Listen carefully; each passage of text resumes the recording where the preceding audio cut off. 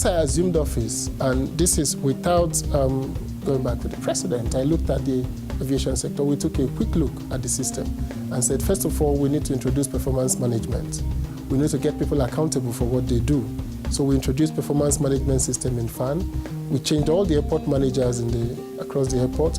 We launched a web portal that tracks real-time performance of airlines in terms of timing. If you go to the aviationportal.com, you will see how airlines perform every day, how many flights were delayed, how many were not done, and you can rank the airlines, and you can from there make your choice. Which airline am I going to use at which time belt of the day that keeps to their schedule?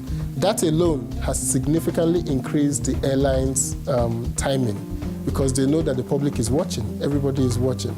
So we believe that we're going to use this period of downturn to turn around the fortunes of Nigeria's aviation, to make Nigeria to be a regional hub for aviation, and to make sure that the flow-through processes that are aligned with aviation, cargo handling, fresh farm produce, export of goods from Nigeria, because now export is looking good.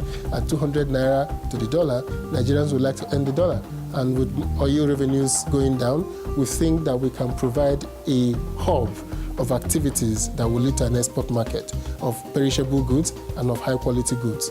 So the president is driving real, tangible reforms in the aviation sector. And part of those reforms, we've updated the NCAA law. We have given them the independence they require. We have trained manpower. We're installing airfield lighting in 13 airports across the country. It's currently going on. We're also upgrading our automated landing equipment. We're upgrading them. And significantly, we're training the staff to make sure that Nigerian aviation has 24 hours function. So the transformation agenda is a real agenda. It is not a wish list. It is not something that we're planning to do. It is something we have done. And in all the sectors where I have worked, we've delivered real value, attested to by third parties. What I consider the unifying principle of the Jonathan administration is what I call Access Nigeria, creating access, making sure that people have access to education, making sure that people have access to transport infrastructure, making sure that people have access to IT infrastructure.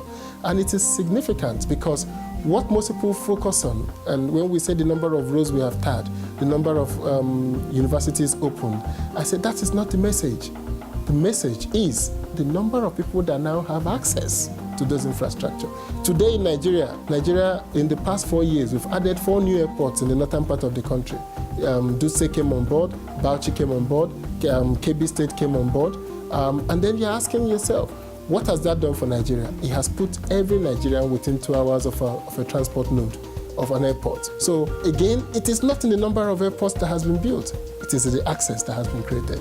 That is the unifying principle of the Jonathan administration. What is at stake today as we go into the elections for Nigerians to vote is, do we want a democracy by Democrats, or do we want a democracy by a father figure who whips all of us into line, who tells us what to do, who determines who gets what? That is not democracy. And I believe that the democracy we are going to have with President Jonathan, Nigerians need to move forward.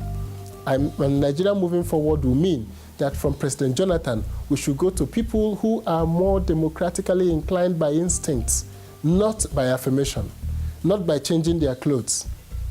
There are people who are Democrats because they have grown up in a culture of democracy, in a culture of interaction, in a culture of openness, in a culture of transparency. And I believe that that is the Nigeria of our dream. That is the Nigeria that all young Nigerians should vote for. That is the Nigeria that every person in Nigeria who wants the future of Nigeria to be assured, that is the Nigeria we should support.